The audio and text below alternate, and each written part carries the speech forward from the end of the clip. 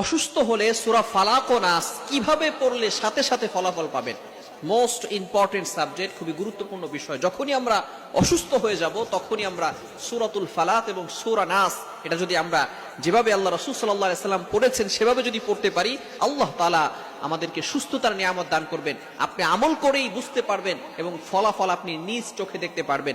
আবু দাউদ শরীফের 3902 নম্বর হাদিস আল্লাহ রাসূল সাল্লাল্লাহু আলাইহি ওয়াসাল্লাম আমাদেরকে জানিয়ে দিয়েছেন। মনে রাখবেন, কোরআনের পাওয়ার হচ্ছে সবচেয়ে বেশি। আল্লাহ পাক রব্বুল আলামিন পবিত্র কোরআনুল কারীমের ভিতরে নিজেই ঘোষণা করে দিয়েছেন। আপনি পবিত্র কোরআনুল কারীম খুলুন, 15 নম্বর পারা 9 নম্বর পৃষ্ঠার 2 নম্বর লাইন, সূরা বনী ইসরাঈলের 82 নম্বর আয়াতে আল্লাহ তাআলা বলেন, ওয়া নুনাজ্জিলু মিনাল কোরআনি মা হুয়া শিফাউ ওয়া রাহমাতুল লিল মুমিনিন। আমি আল্লাহ তাআলা মুমিনদের উপরে এই কোরআনটা রহমত স্বরূপ, শেফা স্বরূপ নাজিল করেছি। বলেন সুবহানাল্লাহ। আপনি অসুস্থ হয়েছেন, আপনি কোরআনের উপরে বিশ্বাস রাখেন এবং কোরআনের সূরাতুল ফালাক এবং সূরাতুন নাস কিভাবে পড়বেন?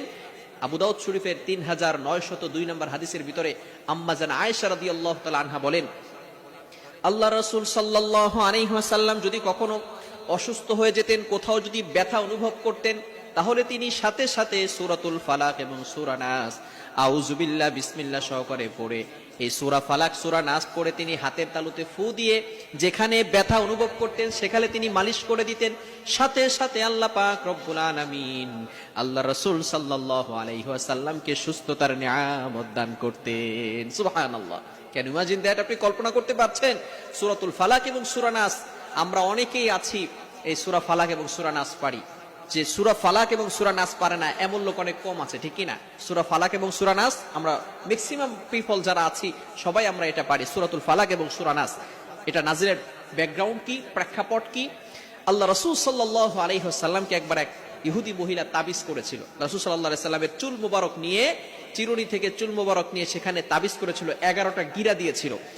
এরপরে ফেরেশতাদের মাধ্যমে তিনি অসুস্থ হয়ে পড়লেন, কথা বলতে পারলেন না। আল্লাহ রাসূল সাল্লাল্লাহু আলাইহি ওয়াসাল্লামকে আল্লাহ তাআলা ফেরেশতাদের মাধ্যমে জানিয়ে দিলেন, ও আমার হাবিব, আপনাকে এক ইহুদি মহিলা তাবিজ করেছে।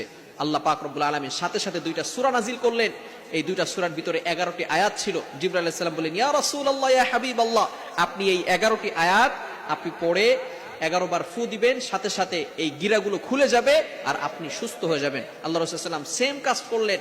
তিনি 11টি আয়াত পড়ে পড়ে ফু দিলেন, 11টি গিরা খুলে গেল, আল্লাহ রাসূল সাল্লাল্লাহু আলাইহি ওয়াসাল্লাম সম্পূর্ণ সুস্থ হয়ে গেলেন। আর সেই 2টি সূরাই হচ্ছে সূরাতুল ফালাক, সূরাতুন নাস। এজন্য যখনই আমরা অসুস্থ হয়ে যাব তখনই আমরা সূরাতুল ফালাক এবং সূরা নাসে আমল করব।